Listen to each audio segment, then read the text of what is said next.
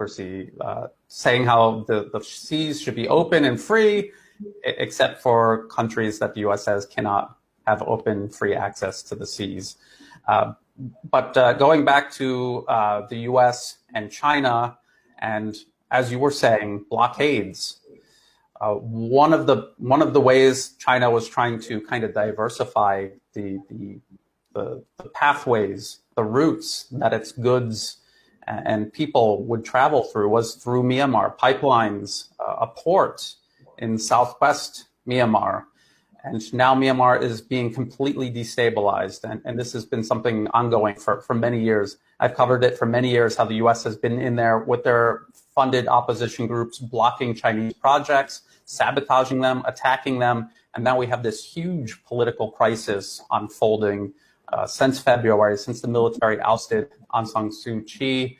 You and I have talked about in previous episodes about just how it wasn't even a client regime. It was a mask.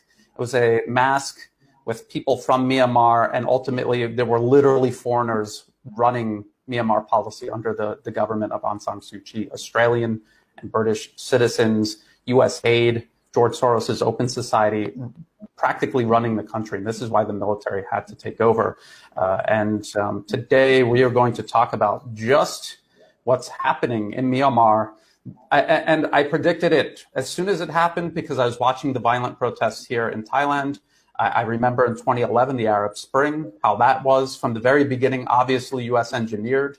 And the violence, the Western media tried to cover up until it was a war. It was a war with tanks and missiles and machine guns. And then they finally admitted that, oh yeah, maybe the opposition is armed. And the exact same thing happened in Myanmar. Now it is out of control. Let's go over these headlines and we'll see just how the Western media is still trying to spin it, even with open admissions from the opposition that they're the ones behind this. This terrorism is now terrorism.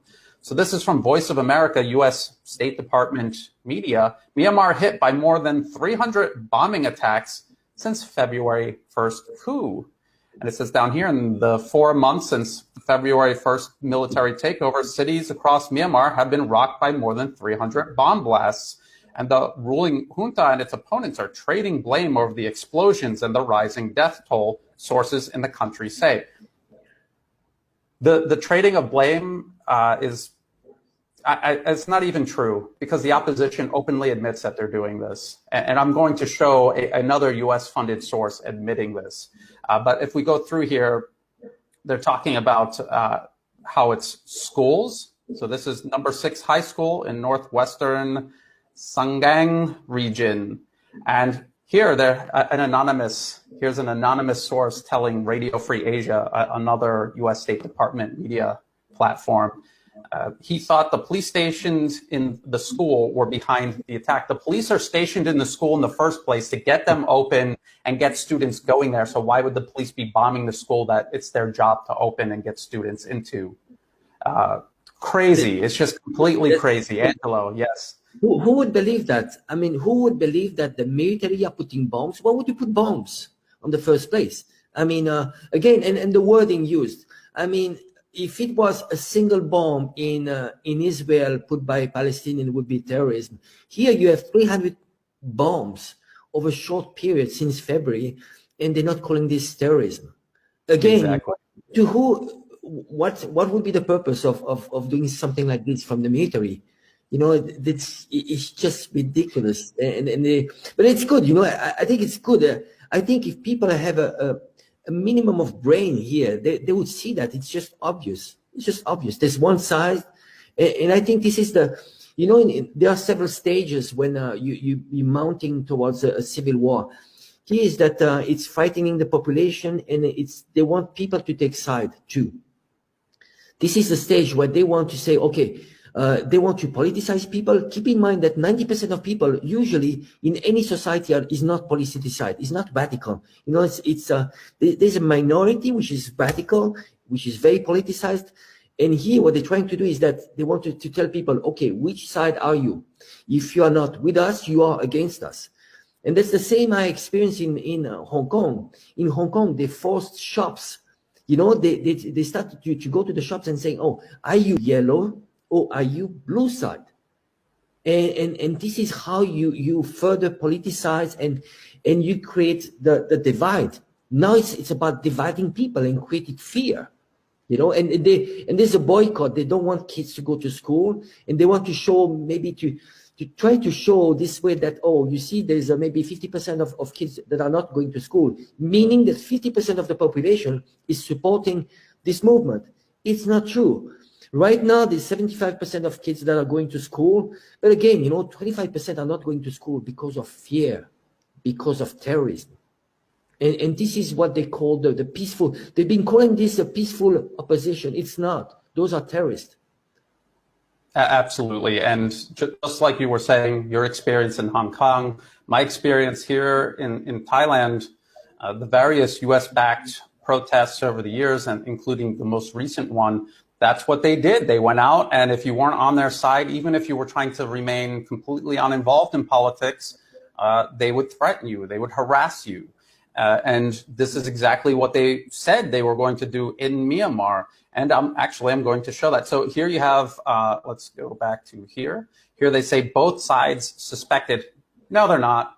No, they're not. This is just Voice of America, a U.S. State Department propaganda trying to sow seeds of doubt regarding the violence and terrorism being carried out by an opposition movement the U.S. government has built up over decades now, and is funding and wants back in power right now. And they did the exact same thing with Libya and Syria. That literally Al-Qaeda and ISIS running around murdering people, and they were trying to pass them off as peaceful pro-democracy protesters that were the victims of dictatorships. Not true. So here's another article. This is from Myanmar Now.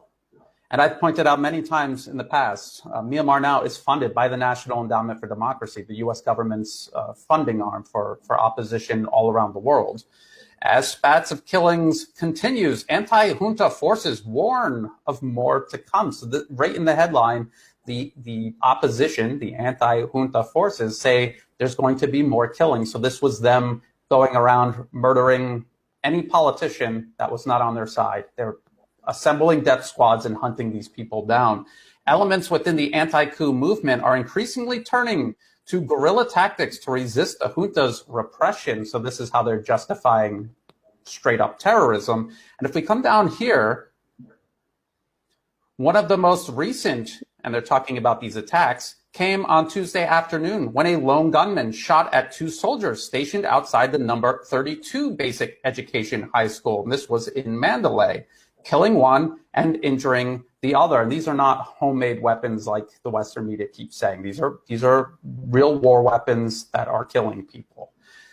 Unlike many such incidents, because the opposition doesn't always take credit for it, even though they say that they're going to do it, this one could be attributed to a particular group, the Mandalay People's Defense Force. So this is the so-called pro-democracy peaceful protesters. They've already reorganized themselves as People Defense Forces, armed groups, death squads, basically. And this one admitted that they attacked this school. And they said this is part of a nationwide network of local civilian resistance forces that aims to coalesce into a federal army. So this is affiliated directly with that national unity government that we've also talked about. Right here, our PDF team has started carrying out guerrilla activities in Mandalay. One of the group's leaders said he also claims responsibility for a recent series of small explosions in 5 townships. So this is them admitting that it's them setting off all of these bombs that Voice of America is trying to pretend it's a huge mystery who's doing it. And he insisted, we don't want people to go into crowded places such as the electricity office or the courts. So pretty much any public building associated with the government. If you go there, they're saying you're going to be a target because we're going to shoot at them, we're going to blow them up. And if you're there and you die, it's your own fault because we're warning you. So this is what they've been doing on social media. And if people don't believe me, go on social media, follow some of them. You will be shocked how open they are about admitting all of this. And Angela, you were talking about the schools.